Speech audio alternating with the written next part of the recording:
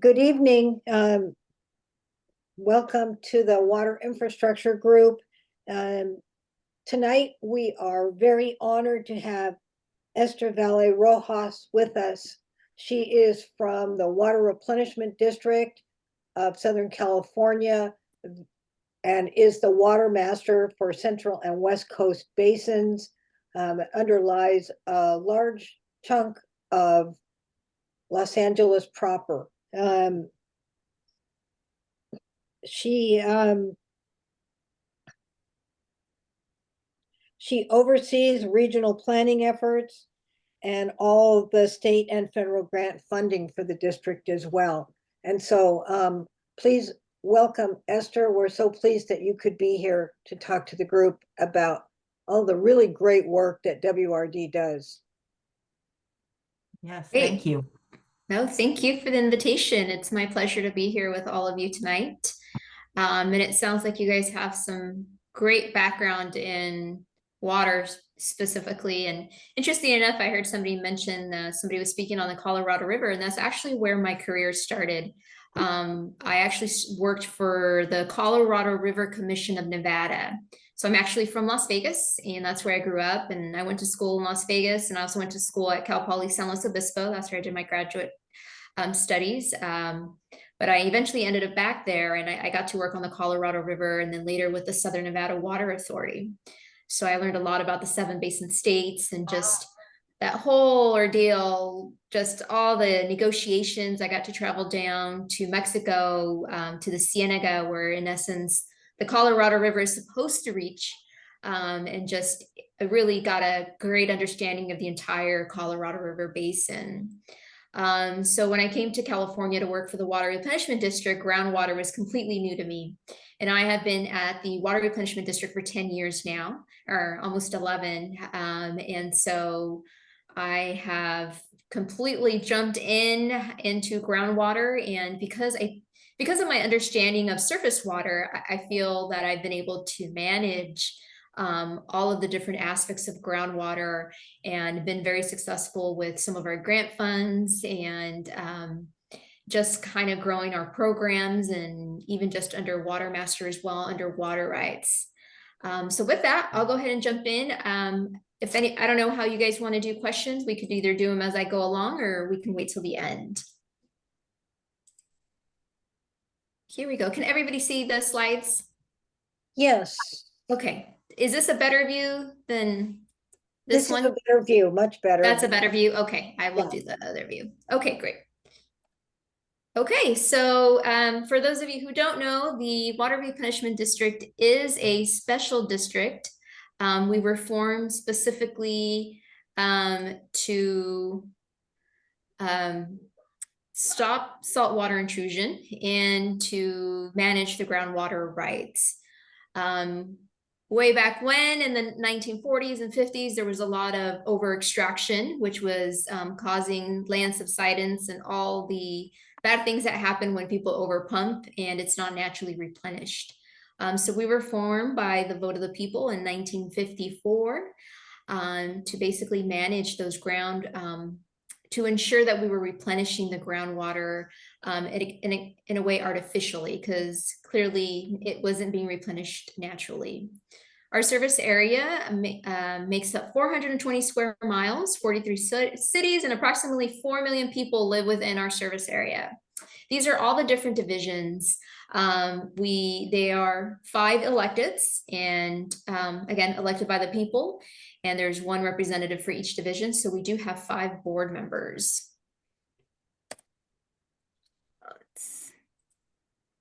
There we go. Just to put a little bit into perspective of everything that we do and just how much groundwater and all the managing that goes into play, there's about 300 active production wells in our service area. And what does that mean? Basically, these are just wells that are active where either municipal water districts, even private well owners, different cities actually do groundwater extraction. And that is what we consider a production well. We have a very large network of what we call monitoring wells that help us understand where the water levels are at in all parts of the basin. And that is really important to understand to ensure that what they like to call is there's no material physical harm to the basin. And basically, you know, if there's too much extraction going into one region, do we need to replenish that region a little bit further? Is because there are too much extraction in a certain region, is that causing groundwater contaminants to migrate to different regions? So again, it's just really important to have a handle on where pumping is occurring, how much pumping is occurring, and so forth. So other than replenishing the groundwater and monitoring it, we also do some cleanup. We do have some cleanup projects. Currently, we are doing some cleanup in the central basins, some perchlorate that's being cleaned up. We do our own water recycling, and that helps us to replenish the groundwater. So we use both recycled water, storm water, and even a little bit of imported water for replenishment. We do basin modeling. So that's basically all the different models that we use to understand where the groundwater levels are and what's kind of happening underneath. Yes, I see a hand. Thank you. Where do you do your water recycling? We have two facilities. We have the Albert Robles Center in the city of Pico Rivera, and we completed that facility in 2019. We also have our Leo Vanderland's facility, and that is down in Long Beach. And that is water that we use for the barriers. But you also import, you use other recycle water as well, right? You So, buy it. yeah, so we have two different areas. And you know what? I'm going to get to that actually in the next two slides. Yeah. So these are the two facilities that I just mentioned. We have the Albert Robles Center. So that is our newest facility where we do water recycling. We recycle about 10,000 acre feet. And basically what we do is we take tertiary treated water. So we take water from the sanitation district and we treat it to a higher level, basically advanced treatment is what they call it. And also we do the same thing at Leo J. Vanderland's. And then we have our Goldsworthy groundwater desalter. And that is the one that's in the West Coast Basin. And that one is particularly for groundwater remediation. And I'll explain that a little bit further. So we have two different areas where we replenish the groundwater. Up to the north on the right, that is our replenishment spreading grounds. And those are actually, both are managed by LA County Public Works. So we have a very close relationship with them. And at the spreading grounds, we don't use any imported water. So that was a huge accomplishment in 2019 with the completion of our Albert Robles Center. That is the one that was most newest recycling facility. We are now able to replenish the groundwater with just strictly recycled water and storm water. Now we have what we call the seawater barriers, which is I think what you mentioned, and those are the ones in yellow. All of those yellow dots are basically this like wall of different injection wells where we inject water directly into the ground to basically create a pressure point to ensure that seawater does not intrude. And that is where we do use a mix of recycled and imported water. And the reason for that is because only advanced treated water can be injected into the ground. And thus far, there's just not enough source water to use 100% recycled in those regions. And that's why we still purchase imported water, just specifically for the barriers. So as I just mentioned, we use the three different sources of water, which is the storm water, imported water, and recycled water. And we take the tertiary treated and do further treatment for that. Of course, we've had different fluctuations in our type of source water. Imported water is largely made up of the snowmelt, and that's transported down the California Water Aqueduct, also the Colorado River. Although I will say WRD does not purchase any Colorado River water because LA County is very protective of their different channels, and they're just afraid of those quagga mussels. And quagga mussels are an invasive species that have overtaken Lake Mead and all of that infrastructure. So we definitely don't want that in this infrastructure. So we don't ever receive any Colorado River water. Just a few things to highlight though. So we have seen some obviously extreme weather. And in 2013-14, this first yellow dot, it was an extremely dry year. And that year we didn't receive any stormwater. Now, if you compare it to last year, this beautiful yellow dot up here, we received a historic amount of stormwater. We received 60 billion gallons of stormwater was captured at the spreading grounds. So those are the ones up north towards near the Albert Robles Center. And everybody loves stormwater because it's free. We were able to capture it. And the spreading grounds happen to be in a natural geological area where the water just seeps through. So you literally just let it sit there and it's just going to seep right into the groundwater. And it's just a very unique geological physical area. So that was a huge accomplishment for both WRD and LA County. So we completed the Albert Robles Center in 2019. And as you can see, after that, we stopped using imported water for spreading at the spreading grounds. So again, we only use recycled water and stormwater. And that was a huge accomplishment. The board had developed what we call the Water Independence Now program in 2004. And the goal of that was to become independent of imported water. So clearly it took a couple of years to get there, but the Albert Robles Center was in essence the cornerstone of that initiative. Thus, it was met in 2019. The WIN program, our board has decided that we want to now help and be part of assisting our pumpers in our region increase their recycled water use or other sources of water and become locally sustainable. Thus, let's help our region become more independent of imported water. And that initiative is called the Win for All. And the Win for All, in essence, has two main goals.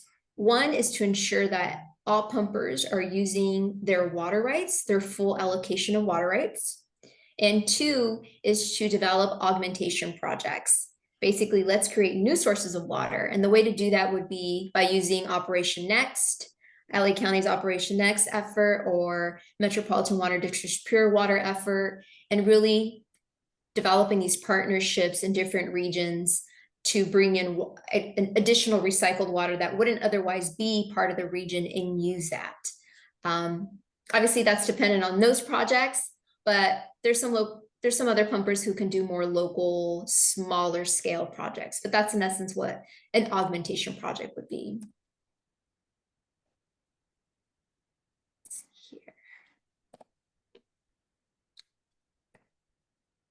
So we did have some lessons learned with our Win for All project.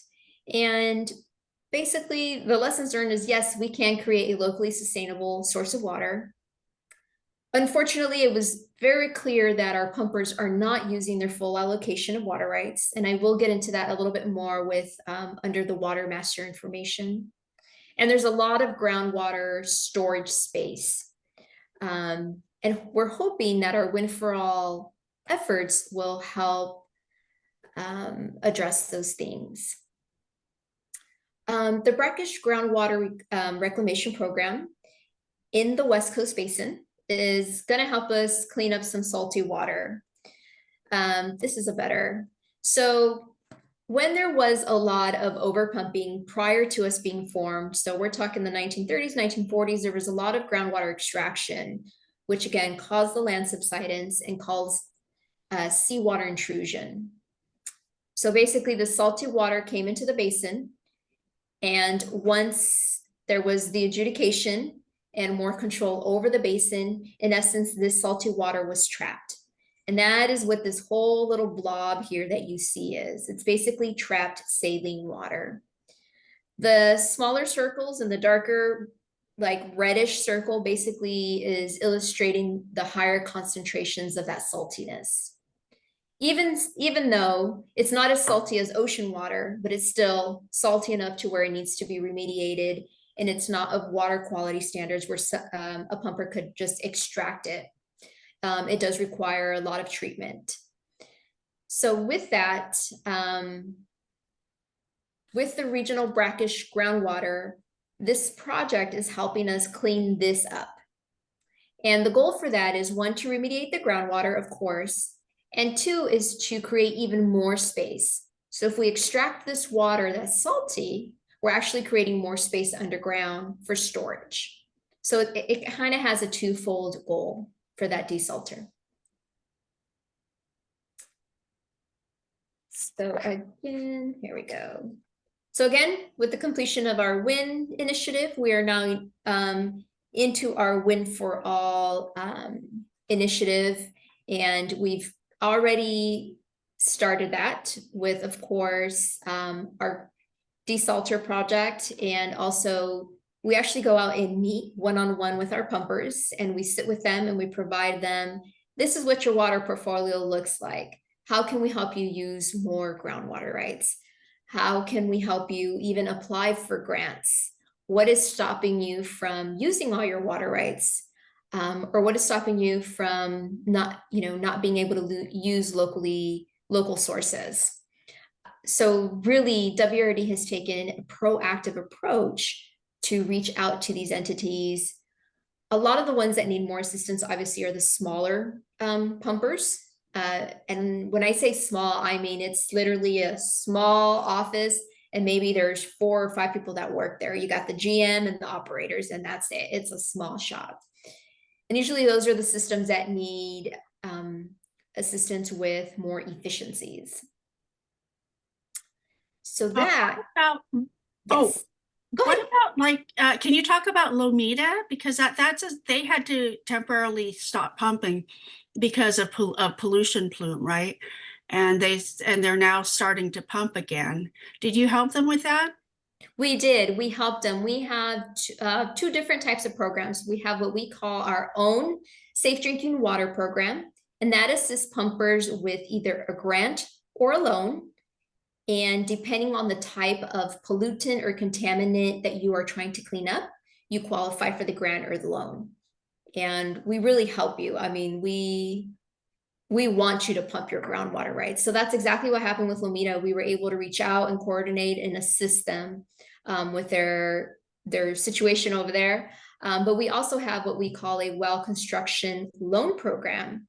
So if all you need is to upgrade your well, and because it needs some upgrading, you're unable to pump, you can actually get a 10-year 0 interest loan from us so that you're able to do that.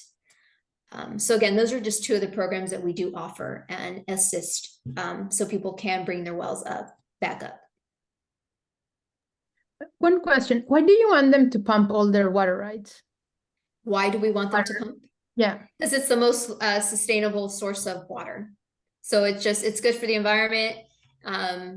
It's important that that it's reliable. And honestly, it's the most economical. So what you're saying is, assuming they're currently using other sources of water, you want them to substitute to that, but say they're not using enough water. They don't need more, like they have a bigger supply of water than they need. Then you still want them to use all of their water rights? Like, I just don't understand, like, why. Sorry. Yeah. In essence, we're targeting those that are not using their full groundwater right allocation, but still buying imported water. That's our target. Because you're right. Overall, pumping is down because of conservation, right? So actually demand is down for water in general. In our entire region, there's just a less demand for water. But for those who are still buying imported water, but aren't using their full allocation, that's really our target. Oh, okay, thanks. Yeah, no problem. So that kind of concludes my portion of just WRD and what we do. And now I'm going to go ahead and jump into more of the Watermaster. So Watermaster. So WRD became Watermaster fairly recently. And I'm going to go through a little bit of the judgments history and when we became Watermaster and why. a little bit of the current governance structure, our specific role, how we and our pumpers navigate the judgments.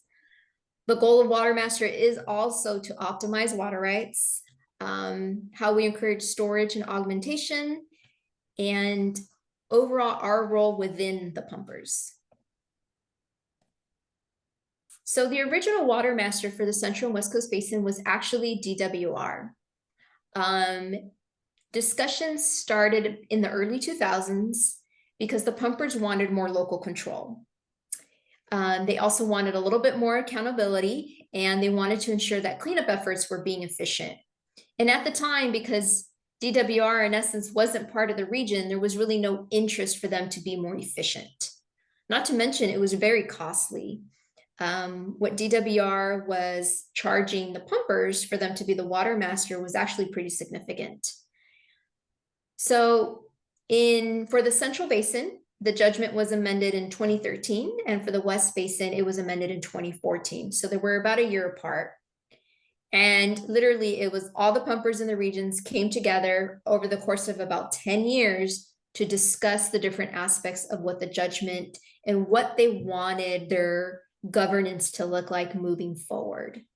So it was a combination of lawyers, engineers, and hydrogeologists that came together to establish a new governance structure and just new provisions for the judgments. So each basin has its own judgment, and each basin is governed on its own.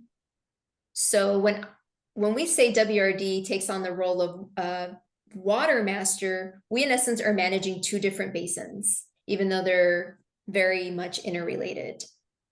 So the judgments specifically created a new governance structure that has 3 different, I guess, levels of governance. There's the administrative body, which is what I do and my team at WRD does, and we are responsible for keeping track of the accounting, the record keeping, being the facilitator, and really being that database central area. Then each basin has its own board or panel, is what they call themselves. And in the Central Basin, it's made up of 7 groundwater producers. And they're the ones that are there to oversee and enforce the judgment. So for example, if I tell them pumper A hasn't been reporting their pumping, and we actually think they're pumping beyond their allocation, I take that, if once we've tried to reach out and they aren't calling us back, that is a time where I would need to take it to the panel and let them know about it. And there's certain provisions in the judgment that allow for certain things that the panel can take action on, whether they're going to take them to court, whether they're going to send them a cease and desist letter. That really needs to come from the panel because they are the policy governing board. In addition to that, each basin has what you call a storage panel, and that is made up of the WRD board of directors and then their own respective panels.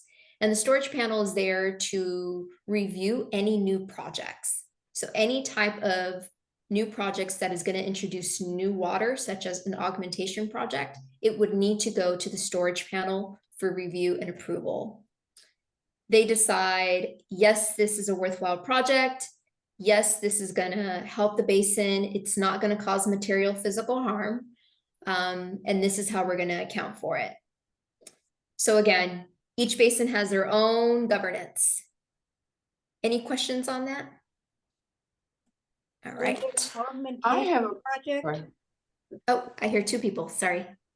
When there's an augmentation project, does the project proponent keep all their water, or does the basin take a portion of that? It is their water. It's their And water. any other pumper who participates and provides a proportionate share of the cost gets their proportionate share of the water as well.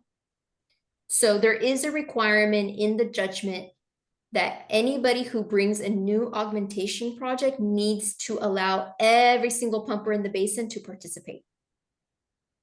Now they can decline, but the opportunity needs to be provided. And there's a 30-day notice There's a whole process that needs to be followed to ensure that all pumpers have the opportunity to join into that augmentation project. Okay, so at the administrative body duties, that is more my role. And again, we are here to administer and enforce as well. And then once we have an issue, then that's when we'll take it to the panel and then they can decide what they really want to do. In the Central Basin, we have 151 parties and 122 rights holders. In the West Basin, there's 71 parties and 56 right holders. And there's a fun fact in that you must be a party to exercise water rights, but you don't need to own them. So what does that look like? It looks like a nursery who, let's say, bought a piece of property and now they're going to start a nursery. Well, they need water and there happens to be a well there. In order for them to, but they don't own any water rights. So in order for them to extract any water, they must be a party to the judgment, which means they need to file what you call a stipulation in intervention with the court. And we help them with all of that information as well. So it's not like, go figure it out. We definitely help guide everybody if that is their interest. And recently, we actually did have this situation. There was a nursery who bought a piece of property in the West Coast Basin, and they wanted to use one of the wells that was on site. And so they filed the stipulation, they became a party. Great, so now they are party to the judgment, which means they fall under those provisions. So now they can just lease water rights. They don't need to purchase them, they can just lease them. So that's where that situation would occur. You can also own water rights and not be a party. So how does that happen? That happens when somebody inherits water rights. So water rights are treated like property, and they are taxed just like property is as well. So let's say I inherit water rights. Well, I can't physically pump that water out of the ground unless I become a party to the judgment.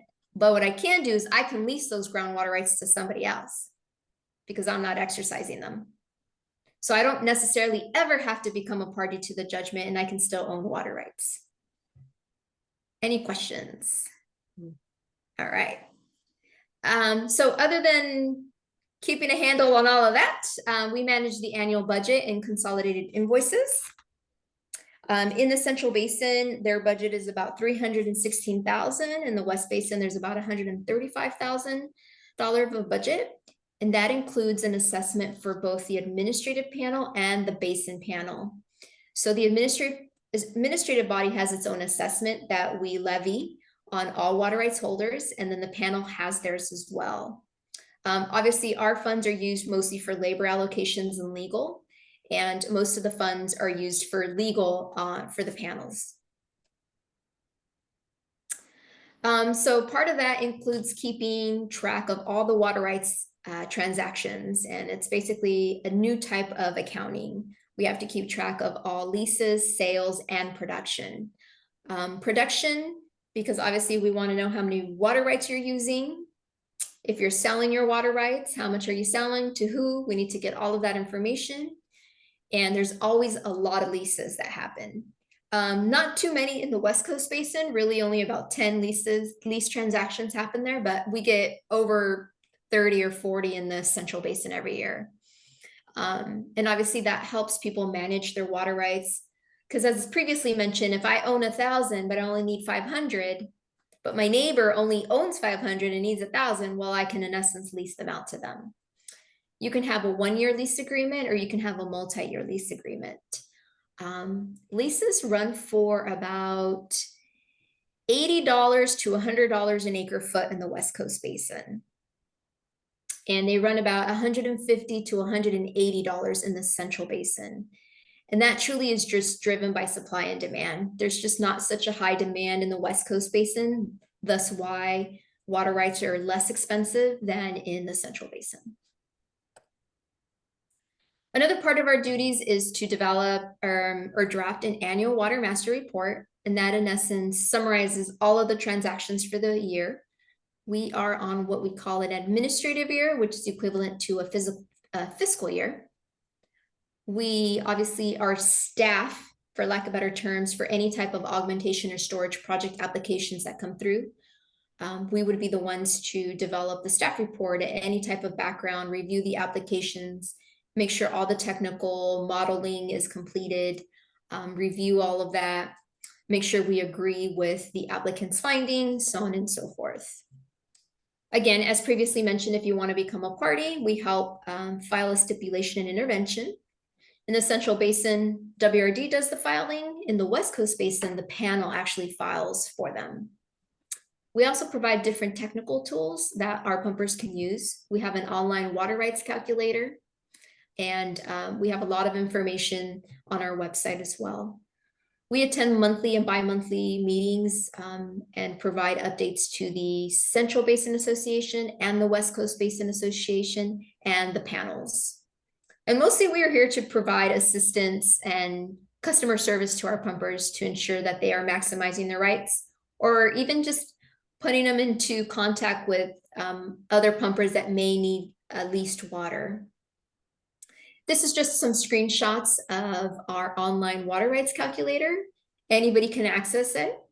And you basically can go on there and you click on a water rights holder or a pumper, and it'll give you this whole summary of how many water rights they own, if they've leased any rights, if they have any carryover rights. And carryover rights are just rights that a percentage of rights that you didn't use the prior year actually carry over into the current year, and you're allowed to use some of that. How much production they've had to date and what their rights balance is, and then also unused rights. So really it provides you a snapshot of just where everybody's at with their water rights. So navigating the judgments. The judgments are really difficult to understand. I read them almost every day and still have lots of questions. And that is because they were purposely written to allow for flexibility. So, you know, there's some benefit to that, but there's also negatives to that, in that things aren't necessarily very clear. But it does provide policy for what the percentage of carryover somebody can take into the subsequent year, order of extraction, your total extraction rights.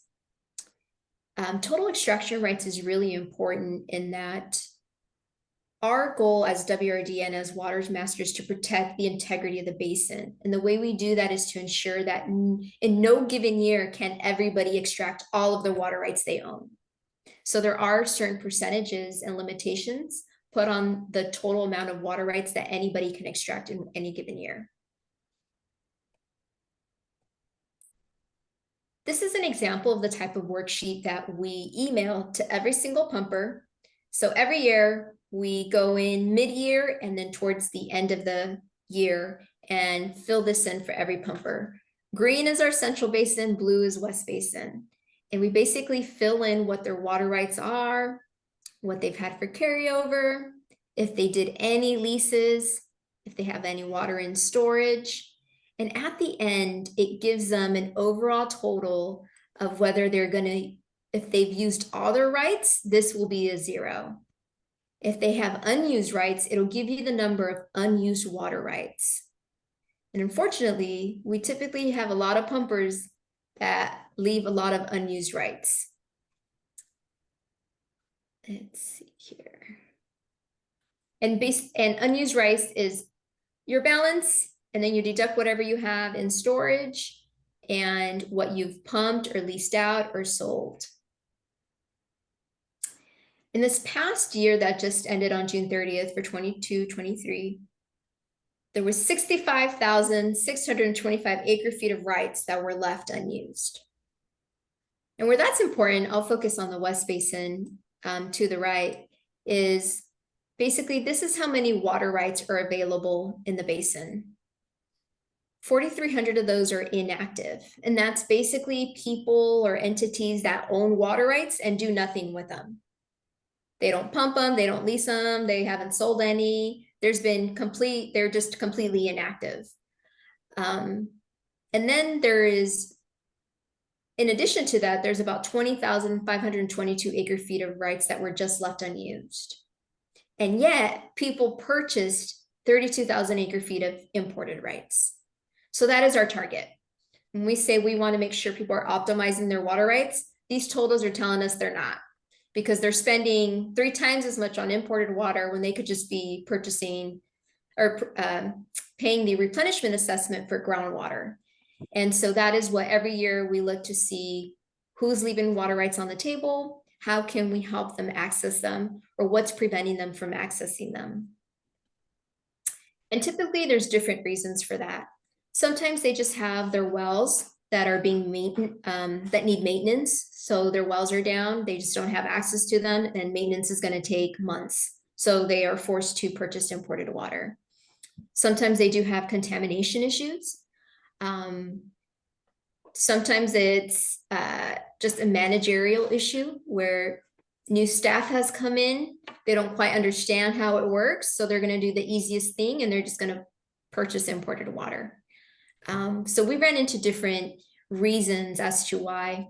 Most recently, people aren't using their rights because of PFOS or PFOA, and some of them are either at the notification level. A lot of entities have decided that even if they're at the notification level, they don't want to pump those groundwater rights. And so they've, made a policy decision that, nope, not until we get some treatment on there. We're not going to touch the water. Again, that's a policy choice that some cities and water districts have made. So again, the reasons vary, and it's our job to go out and figure out what the reasons are and if there is a way that we can help them. As I previously mentioned, we have assisted a handful of our pumpers apply for grant funding for PFOS, both from the federal government and also the state. I will say the federal government is actually a little bit easier to get money from than the state. Yes, Grace, I see your hand up. Well, these are just paper water rights, but what about physical water and the water balance in the aquifer? I mean, I know that as a Watermaster, you monitor how much water is stored in the aquifer, but what's our hydrologic balance of in-out? So we do maintain that, and it's part of all of our annual reports, and we call an optimum, I think it's the optimum balance. And every month we provide that update, and we are, because of the significant stormwater that we received last year, our optimum balance is at a very healthy rate. So how do I state this? The mission of WRD is to ensure that there's enough water. And so that's why we are so confident when we encourage that, because we know for a fact that there's more than enough water in the ground so that people can pump their water rights. And the more people pump, the more recycled water we can purchase and re-inject into the groundwater as well. So that's typically our hydrogeology department that keeps track of that day to day. And that's where our huge network of monitoring wells comes into play to ensure that we are still within that optimum balance to maintain that. So are pumping rights use it or lose it, or can they be stored as Metropolitan stores unused water, or at least the paper fiction that we store in Lake Mead? Can we as a city say, oh, well, the State Water Project is delivering 100%. So we'll use the State Water Project and bank our unused groundwater for a year where we get zero allocation from, SWP. Can you do that? Yep, great question. That's actually my next slide. So that is our storage. And pumpers have what we call storage accounts. And everybody has an individual storage account. In the Central Basin, it's 50% of the water rights you own. And in the West Coast Basin, it's 40% of the water rights you own.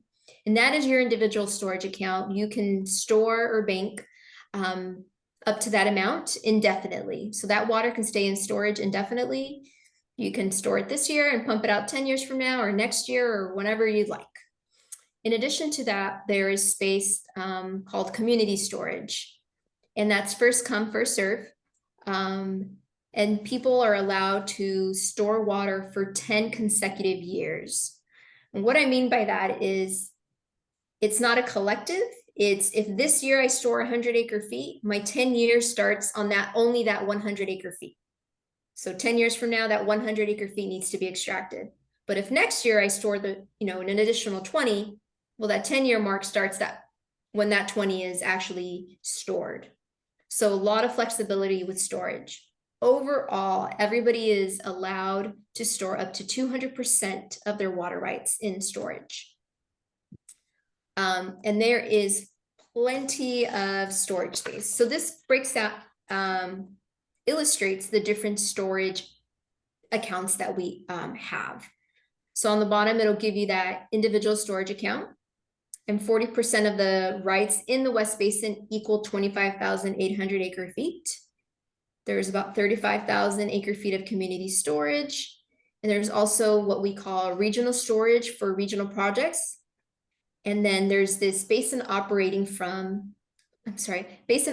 reserve that WRD manages.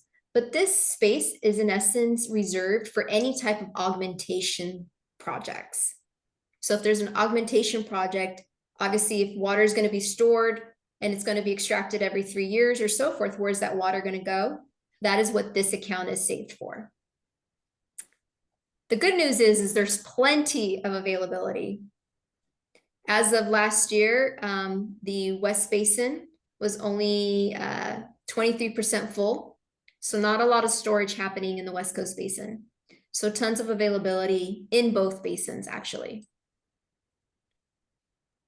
I have a question. Sure. Okay, so Metropolitan stores a lot of water. Like in Diamond Lake, right? Okay, do they ever? I mean, it's been a while since I've sat in one of those meetings and saw them talk about where they're saving all their water. Do they include their groundwater storage, like this availability? Is that part of the way that their planning process? Do you know? I'm not sure. I'm going to assume yes, because obviously just physically speaking, each basin has their just hydrological limits that allow for certain amounts they could store of it storage here and it wouldn't evaporate. Right. So you Mhm. have to be a part. Go ahead, Kathy. No, I'm just I thinking. managed some programs when I was working. It was called the Conjunctive Use Program. And Metropolitan had agreements with a number of member agencies to store imported water in their local groundwater basins that then could call during dry years and then would ask you to produce that during a dry year. And paid for extraction facilities that you would need to withdraw that water in addition to the water you would normally produce. So it was supposed to shift that member agency off of the imported water delivery in that dry year and onto the stored water. And then at that point in time that the member agency pumped that stored water, they'd get billed for it as at Metropolitan water rates.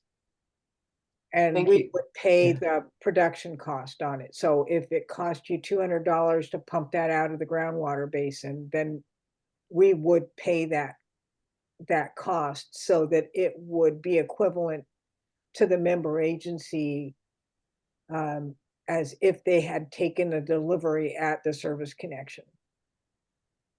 But it would be in one of these basins. But it would be in one of the basins. Yeah. Okay, thank you. We had some agreements with Long Beach, with Compton. We had agreements in Orange County and Chino and a number of other basins. Yeah, and I will just say that because Metropolitan Water District is not a party to our judgment, WRD would not have direct agreements with Metropolitan. No. But because agreements with the member agency. Correct. Yes. That had the water right, that had storage capability within the basin and had a right to produce groundwater from that basin for their own use. Never operated a well or owned a well. Correct. So if an opportunity like that presented itself, we would use, let's say, Long Beach. So Long Beach should come to us and say, hey, we have this augmentation project, but the agreement would be with WRD and Long Beach because Long Beach is a party to the judgment. Long Beach owns the water wells, but the source of water could technically be Metropolitans. Yeah. Thanks. Yeah, no problem. So how do you access storage? So the way pumpers access storage is either through carryover conversion, and that's basically the water that has remained, the water that went unused, they can convert that and put it into storage in any given year. As long as they're within that 200% storage limit, they can put it in. And then they can also extract it out. When they convert it into storage, they're required to pay the current replenishment assessment. So this year, the replenishment assessment is 423 per acre foot. So any conversions that happen this year requires that payment. But when they extract it, they don't have to pay anything. So they could, in essence, store it today, extract it 10 years from now, and not pay a dime 10 years from now. There's been a lot of entities recently who've decided to use this as an economic savings. So what they're doing is they're, in essence, converting as much as they can in any given year and just extracting it the following year and continuing to do that and so on. Which for them, yes, go ahead. Are there any basin losses?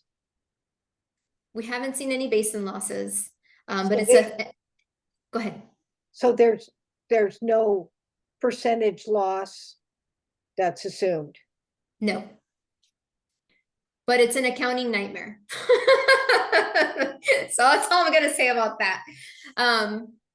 Augmented supplies is you're gonna increase the long-term yield to the basin, and it's not gonna cause material physical harm. So if somebody develops an augmentation project, they can, in essence, use that supplies and store it. And for that, they don't have to pay a replenishment assessment, not when they store it and not when they extract it. So there's a huge benefit to introducing augmented supplies or developing an augmentation project in the basins.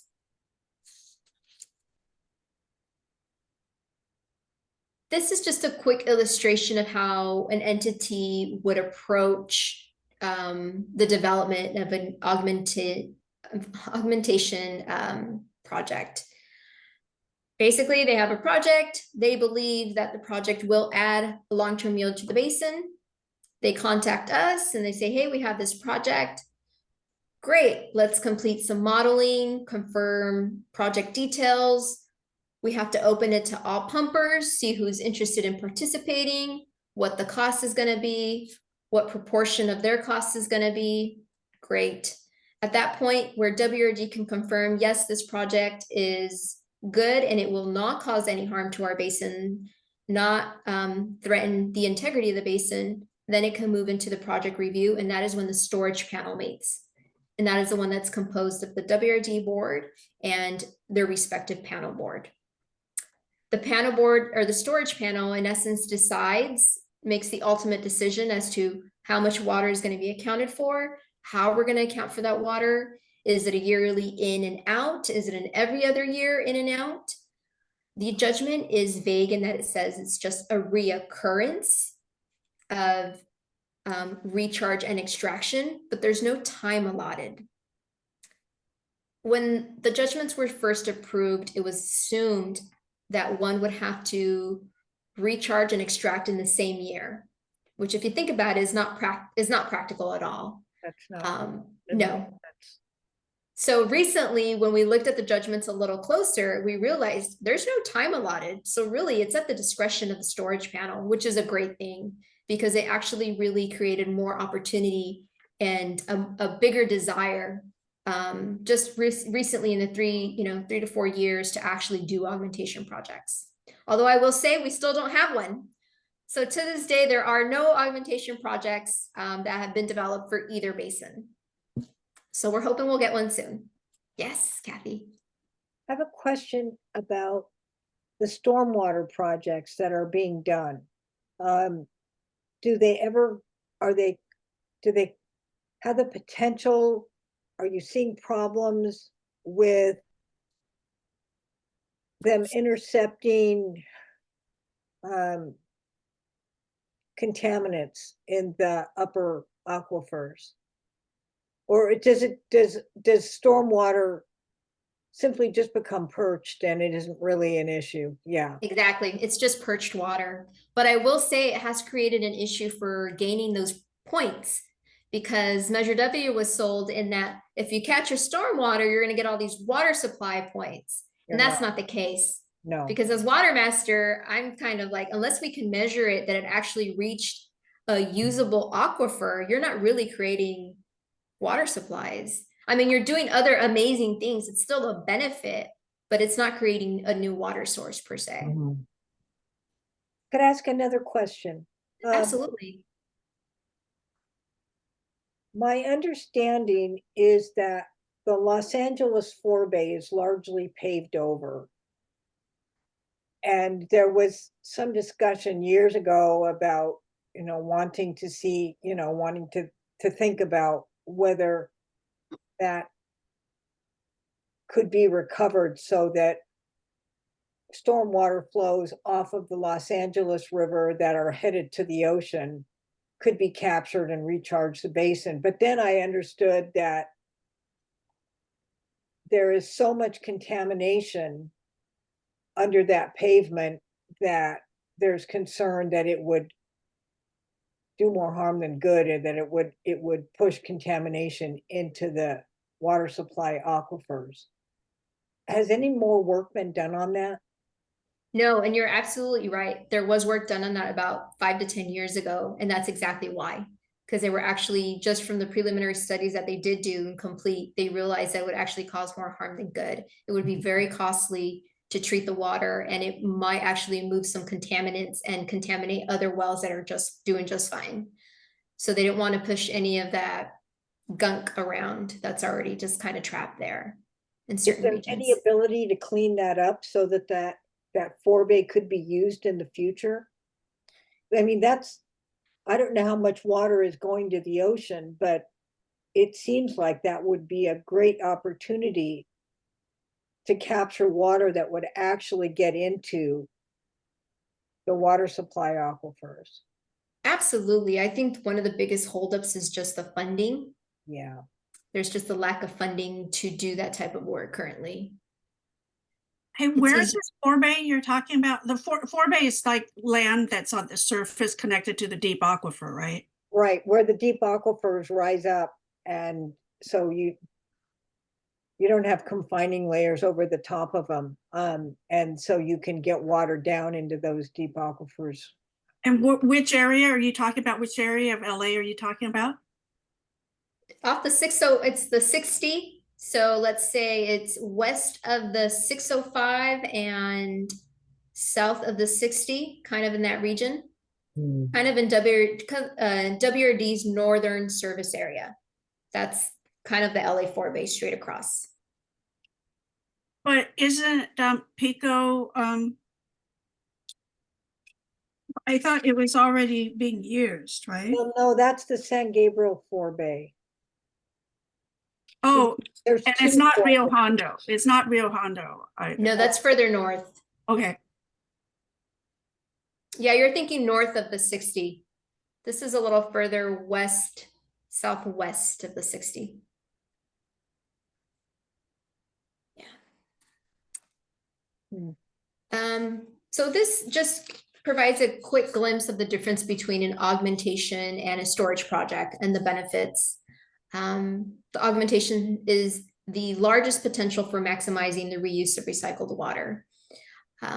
WRD is allowed, per the judgment, is allowed to participate in an augmentation project in the Central Basin, but we are not allowed to participate in an augmentation project in the West Coast Basin.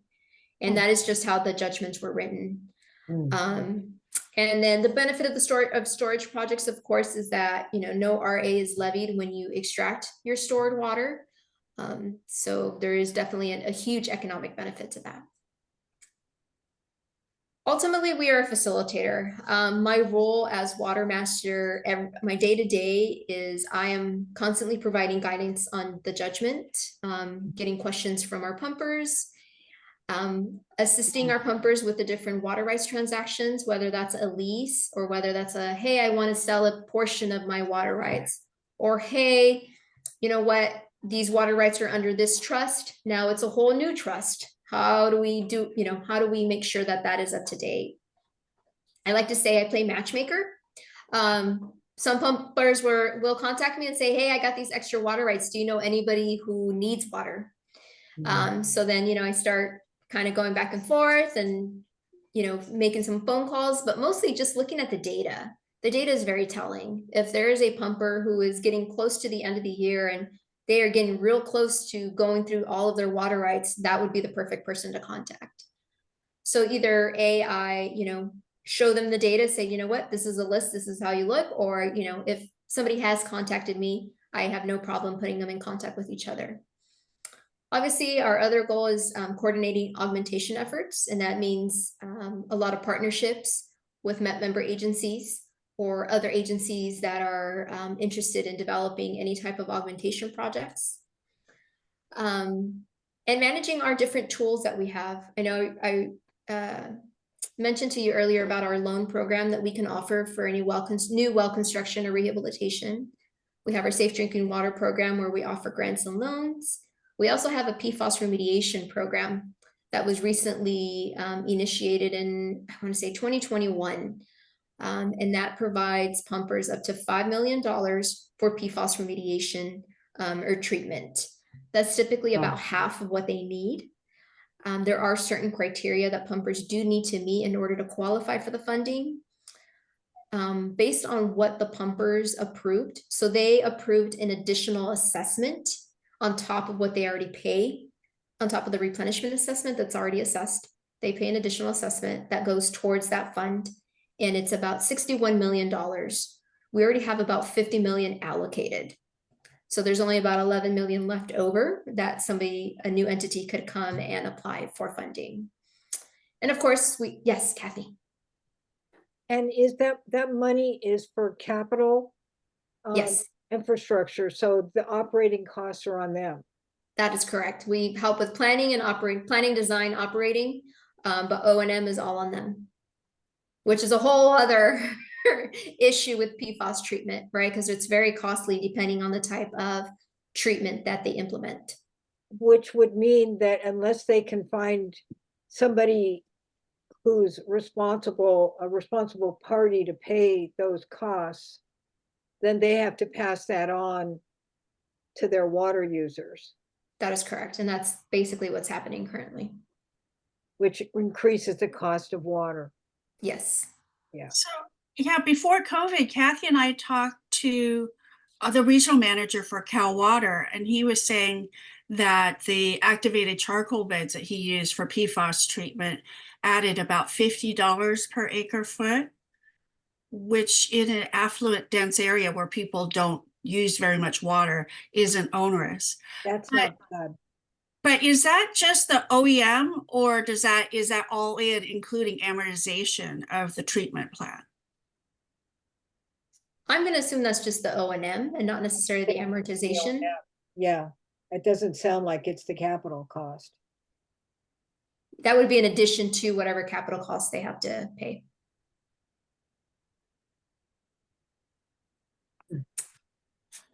And then the last thing we do is we assist our pumpers pursue state and federal funds. Like I previously mentioned, federal funds is a lot easier because there's a start date and end date, meaning you'll know within 6 months if you have the money or not. Unfortunately, the state's average application review time is 2 years. Oh my gosh. So it takes about 6 months to a year to complete an application, and then it can take about 2 years for them to review your application and tell you if you're getting any money. Needless to say, it's very frustrating and onerous and difficult, but we try, but we have not been successful with the state yet, unfortunately, and we don't think we're going to be successful with the state. Thus is why we're looking to the federal government for different opportunities. So which state agencies are administering that? That would be the State Water Control Board through their state revolving fund. And anytime the federal government says, oh, there's all this money, about 90% of the time that actually gets administered through each state's state revolving fund. So unfortunately, if we would like to access it, we have to go through the state revolving fund. Some of that money has been distributed to the EPA, and that's that federal funding that we hope to tap into. And we were able to get an earmark for one of our pumpers for PFAS treatment for that. We got $2.5 million recently. So we were successful. I mean, gosh, it literally within the year, we knew we had the money and now we're moving forward. But you know, federal funding also has a lot of requirements, a lot of cross-cutters, or that's what they call them, cross-cutters. And Buy America is increasing the cost of construction, meaning everything has to be purchased in America. And because there's actually a lot of, depending on what you need and the vessels and all the different components, there are some companies, you know, maybe you're dealing with like two. And so that's increasing the amount of time that it takes to get some of the supplies, which increases the cost of construction, and just even the cost of the materials have increased because of that reason.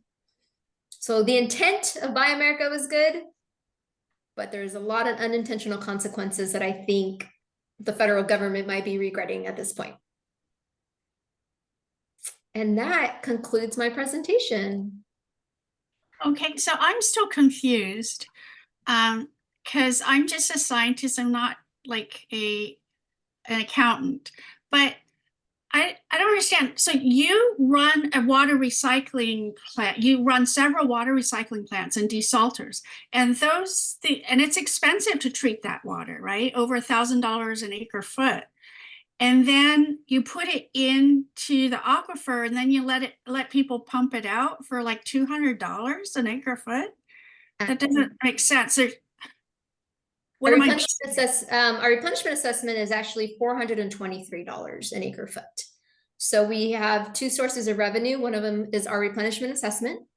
And then the other one is what we call, we have a little bit of tax money that comes towards us for clean water projects. So any type of remediation. So that is being paid through clean water funds. So that's more tax funding. But the replenishment assessment is paying for water purchases and to pay our facilities. Yeah, I mean, we are within our budget. And you're right in that it does cost a lot of money to run these facilities, but we're not necessarily just solely using that water. So a lot of the recycled water isn't over $1,000 per acre foot. It's just depending on how much that facility is producing. What So does it mean? Like when they're producing a lot, it's cheaper per acre foot? No. So our Albert Robles Center facility, which was completed in 2019, we can only produce up to 10,000 acre feet of water. Per year? Per year. And then that's it. Oh, okay. So the rest we get from stormwater. So a lot of the water we get for free. So we're not paying for every single water we're putting into the ground. So when you're talking about 50-50, 50% recycled water and 50% stormwater capture, like, as I understand it, like the Pure Water Project, it's like $2,000 an acre foot. So eventually when we get up to that 50-50 recycled and stormwater, our replenishment fees are gonna have to go up, right? Absolutely. Yes. If we were to partner up with that type of project, yes, the cost of water goes up. And that's when we look at the economics. Is it worth it? At what point? To what extent is it worth it? To what percentage are we going to be invested in? Right. Boy, this is going to be very difficult. Well, I think the public really needs to understand these numbers. Yeah, the best kind of water is stormwater, right? It's free. It's just a matter of capturing it and Whether building it those rains. facilities. Yes, when it rains, we should capture it. I mean, absolutely. And whether it rains. Well, yes, obviously in wet years, it's great. But in dry years, that's when that storage comes into play, is to ensure that you're able to store that water that you captured.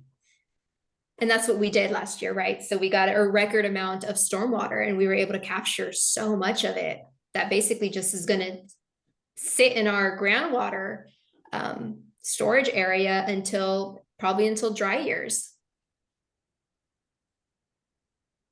It's money in the bank. Yeah. I have a different question. I have questions about these panel boards and the pumpers. Who are the 5 pumpers for West Basin, for example? Oh man, you put me on the spot. I should know this off the top of my head. We've got Manhattan Beach, Golden State Water, who we California just Water? recently elected- Cal Water, you're correct. We have one of the refineries, and then I'm missing one. Who am I missing? Is Torrance? City of Torrance? City of Torrance. Thank you. Yeah, okay. That's correct. Yes. And a refinery? Yes. Don't they change with overtime? Isn't there a Um, process? Yeah, they're usually elected for 2 years, and then they could either get renominated to stay, or for the most part, we don't have a lot of interest. So you typically it's the same crowd, and they just kind of rotate Yeah. in and out. Yeah. Although we did have the city of Inglewood participates. I mean, they're active. They haven't been on the panel, but they are active. It is required that we do have a private, 3 Oh. public, and 1 refinery needs to be part of the panel. Oh, So there are okay. certain requirements, so that it can't be all public. Oh, okay. Because I wondered about the refinery. Yeah. Yeah, it's a requirement that at least 1 refinery sit on the panel. Okay. Is it the Torrance refinery or a different? No, probably City of Torrance, probably. Well, the city of Torrance, but I think you are correct. I think it is the Torrance refinery who sits on there. Oh my gosh, I know his name. Exxon Mobil? No, No, it's Chuck. the one on 190th? Isn't that? Mhm. Oh, that's in Torrance, yeah. I'm So so the sorry. desalter is pretty close to 190th, and it's just west of the Torrance refinery, which is at 190th and Crenshaw, right? And so you're more centered around 190th and Hawthorne. Well, the desalter is actually on the city of Torrance's public works yard. Oh, That is okay. where the desalter is actually located. Is it by the brewer desalter? Do you know? Yes, that's Okay. exactly where it's at. Okay. It's and adjacent to not the brewer well. Yeah, okay. But it's not the brewer No, desalter. Okay. but yeah, It's new and improved. yes, it's the new improved brewer. So we could theoretically do that in the North Redondo Beach wells too, to clean up our groundwater. As right now we have to blend it with imported river water just so that it meets water standards. Grace, it's great that you bring that up. We're actually going to initiate a feasibility study for exactly that reason. We are going to be looking into that region to see if we can build a desalter to, in essence, do the same thing in that specific region. And that's actually one of our big initiatives this year. I want softer water because we have extremely hard water here. And we also have like higher levels of uranium that I would like to drink. And a desalter would help with both of that. Correct. Yeah. So we're going to do the feasibility study. Again, we're initiating it. That's part of our big, that's just part of our strategic plan, that specific project. And that kind of goes in line with our other desalter. And if you would need help doing public community outreach, League of Women Voters is here to help you with that. Appreciate that. We'll definitely keep that in mind. Absolutely. That would be great. Yeah, we actually, gosh, we have one of our senior engineers. Her name's Fong Watson. She is amazing. So I'm really excited that she's leading the project, and you're in good hands with her. I have a question about stormwater runoff, because last year I'm hearing you say that stormwater goes underground or that we're able to capture it, but how much of it are we actually able to capture? Because I thought I heard last year, at least people chirping about, we're not capturing any of this water. It's all going into the ocean, blah, blah, blah. Why aren't we capturing this? So just trying to understand that. You are correct. We are not able to capture the majority of the water. I'd like to say we capture about 40% of the water. And mostly it's just capacity and priorities. So the priority when stormwater is flooding. If there's the potential to cause flooding, they have to release that water to the ocean. They cannot hold it back. That is priority number 1. So once they can ensure that it's not going to cause flooding, then they can start to capture it. So you're right. If it's getting too full, they're just going to release the water. So in some time, certain instances, there is where we only capture 20% of the water. Most likely there was a flood situation, or, and so they have to protect that. That comes So- first. And a lot of so people it- don't understand that. So in order for us to make the stormwater more be able to capture more, we would have to change our storm drains so that they capture more, or what? I think I'm from the Midwest, and the grading that I see on streets and sidewalks here is atrocious in my opinion, because everything piles up and nothing goes directly into the drains, or the drains were never meant to capture that. So is anything being done in that regard?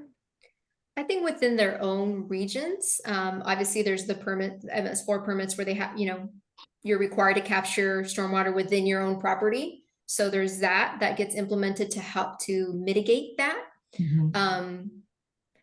And you know, it just depends on the region that you're at. Unfortunately, I mean, a lot of it just has to do with pollution and, you know, keeping some of that stuff just clean.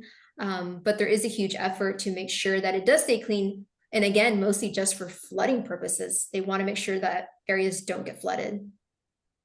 Now, you're so close to the beach that like none of the stormwater that gets captured will ever become produced drinkable water. Yeah. All we're trying to do is clean it up and slow it down so that it doesn't push like a pollutant load and into the bay. Yeah, okay. They've done studies too, like I remember there was like some baseball park in Santa Monica, and they collected all the water and they were just putting it back on the park to just water it. And they did the water samples, and you can't drink that water.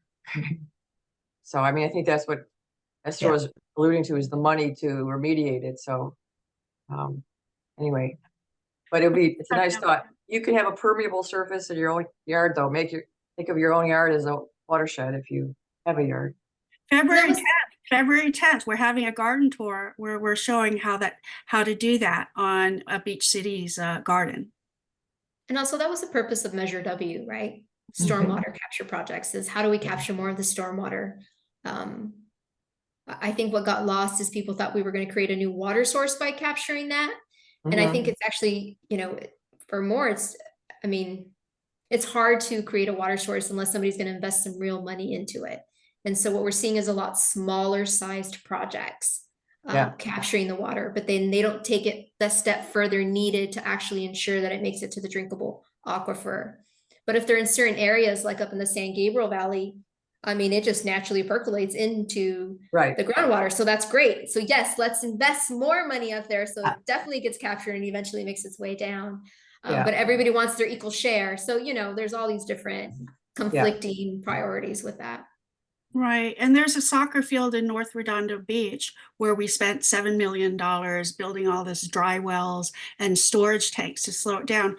But it's engineered for the 85th percentile storm, which is like 0.6 inches of rainfall in 24 hours. Well, last year we had some tremendous storms where we had 2 inches of rainfall in 24 hours. And we were still only able to capture and clean up 0.6 inches of it. So it really depends on how many storms you get and how juicy they are. Because if you get it all in one storm, if you get all 12 inches of rainfall in one, which is our average along the coast, if we get it all in one storm, we're still only able to capture and clean up 0.6 inches of it. But if we got it over 10 storms, right, of 1.2 inches each, and then they were slow storms over 2 or 3 days, then we could capture and clean up all of it. So people don't really understand, and that the 85th percentile storm is changing. It's a moving target because climate change means that we're going to get fewer storms hitting the Southern California, and they're going to be juicier. That's a great point.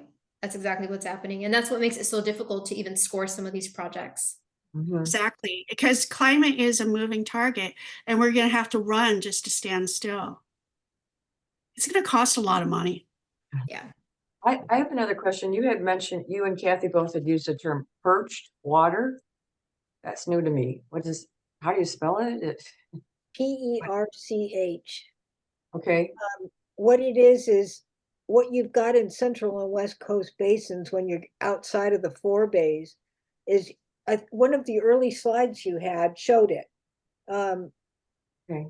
There's aquatards, and then there's layers that are more gravelly and sandy. Oh, you're talking about water. And the, so oh, when you've got oh, these clay Okay. lenses up at the top, yeah, okay, that water doesn't perk through the clay lens. right, And so it's yeah. not getting to the Aquifer. Yeah, right here. to the aquifer. Okay. The ones that are used for water supply are down low. They're like Right, the yeah, Linwood okay. and the Silverado aquifers. Right. And the water that sits up top on top of a clay lens is Right. perched, and it's generally pretty contaminated, and they don't use it for drinking water supply. Thank you. Now, For- I highly recommend going back, you know, in our website, if you keep scrolling down, you get to like the beginning of the series. And Kathy Kunis did an excellent primer called Who Fills Your Taps? And she explains, you know, about the aquifers in our region and the geology, the geology with the different, like the clay layers and the gravel layers and the alluvial layers. So go back and watch that. But I'll yeah, add it to that's my what makes list. the forebays really interesting, is because those lower gravelly sections actually surface at the come to the ground surface at the forebays. And so if you percolate water there, then that water can move down, and as it moves toward the coast, because it's always flowing, it's then accessible to the producer's wells and Mhm. becomes part of the water supply. But if you try to apply that water to the ground surface Yeah, downstream, you're going to Right. hit those clay lenses, and that's what makes the forebay so important, which is why I asked about the LA forebay, because someday it would be nice if that got fixed up. I just don't know what it would take. I don't know how bad it is. I Thank you. guess it all depends on how desperate we are and whether we're willing to pay for it. Yeah. Yeah.